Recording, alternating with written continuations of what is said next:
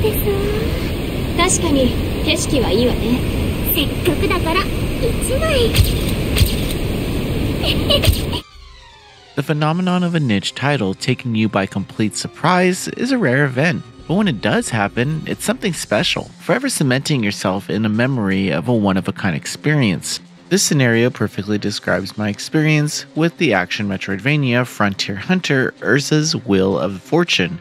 With the game receiving a lengthy development cycle, we're here to check out the full release, and to our surprise, it definitely meets expectations. 隊長、危ない！魔王、タイムワープ魔法を起動。無理だ。40メートルの範囲を超えてる。なんて愚かな。あの子、私を助けるために。音が聞こえるですわ。あっちの方向に行ったに違いないですわ。Frontier Hunter Erza's Wheel of Fortune follows the protagonist Erza, a streamer and legendary hunter beloved and popular within a certain empire. This civilization's continued growth and success can be partially attributed to Erza, who has played integral roles in military exploits. However, a sudden crash landing with her crew on an unfamiliar planet leads her into dangerous waters, where the surrounding wilderness and vestiges of the collapsed past birth increasing dangers. Throughout her journey, Erza is accompanied by her companion, Syria, who has a crush on her, and also Neil comes along, who is a native to the planet. Erza also has a talking skull-shaped hair clip named Diablos, who's an enigmatic, if perverted figure. The character relationship and exchanges are genuine and full of heart, but I will say that the writing and storytelling are where Frontier Hunter is at its weakest. The English localization is just poor, with many grammatical errors, horrid line spacing, and awkward phrasing. You can grasp the overall story and understand the generalities, but it's like trying to decipher a poorly written essay rather than experiencing a plot unfold. Additionally, the pacing in the second half is desperate, with random lore dumps that do little to attach you to the setting and its history. These faults are severe, but the gameplay is so engaging that any concerns with the writing are washed away. Frontier Hunter is a 2D side-scroller with immense player freedom and combat customization. Erza, Syria, and Neil all have individual weapon types, creating unique combative identities. From Erza's proficiency with blades to Neil's preferences with fisticuffs, these three characters feel different in control, catering to various playstyles. The lag times and attack windows are characteristic depending on the types of swords equipped. Syria is arguably the standout character to control as she possesses the steepest learning curve. She uses a kick-focused combat style with her primary attacks and various types of guns from afar, making her the most adaptive. However, her physical strikes follow a rhythm that require practice to master. The solid audio design accentuates the strengths, making each impact feel worthwhile and significant. Well-implemented sound design is crucial for action games, and I feel like Frontier Hunter understands its necessity. The combat's positives continue with unlockable weapon skills found in treasure chests scattered around the world. These skills add variety and are activated by light fighting game-like commands with specific buttons and directional inputs. They aren't difficult to pull off, but they magnify the game's distinctiveness. Another major factor of the combat system is spells, acquired as drops from the destructible objects. Magic is applied to R1 and R2 with countless elemental utilities. The type of output for these elements differ depending on the spell. For example, a fire spell might shoot out a fireball, while another spews flames for a set time and travels with you. The experimentation here is unrivaled as you outfit each character with spells that best complement their moveset and weapons. These factors alone make Frontier Hunter a must-play, but there are even more impressive mechanics. A major component of character building is rooted in magic cores. These are equipment-specific grids made up of slots filled by inputting the magic cores obtained when defeating enemies.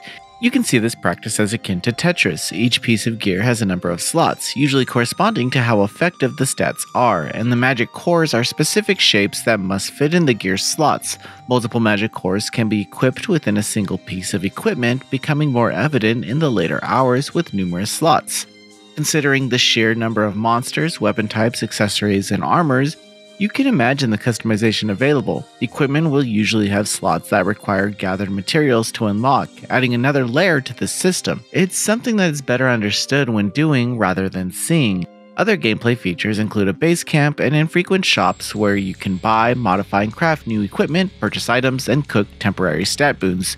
These avenues are self-explanatory. Cooking in particular shouldn't be overlooked, as it can instill tremendous benefits against bosses and in new areas. Speaking of, the boss battles are great, with excellent telegraphs and genuine challenges that require you to learn opposing movesets and react swiftly. There's even an area you can unlock to refight bosses at various difficulty levels for additional prizes, showing the confidence in boss design.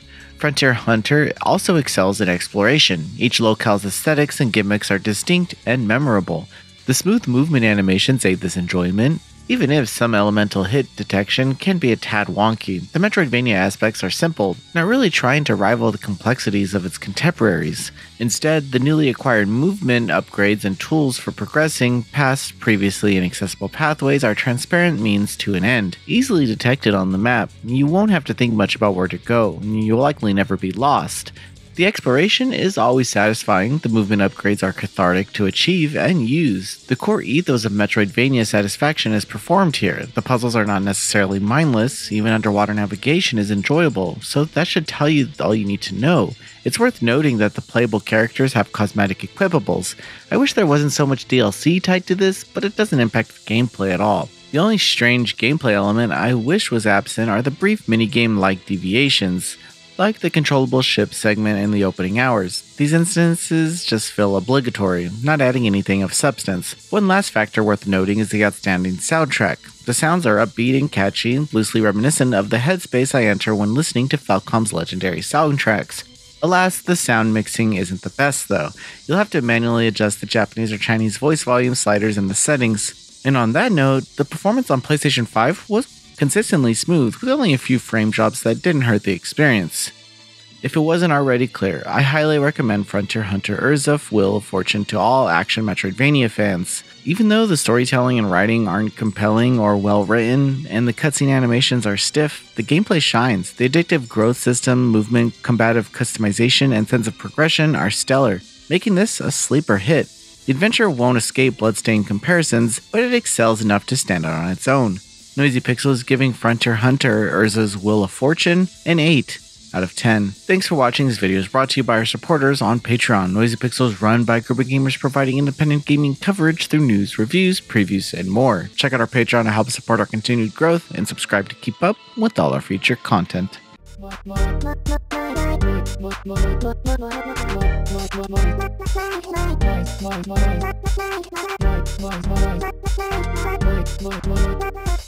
Noisy Pixel.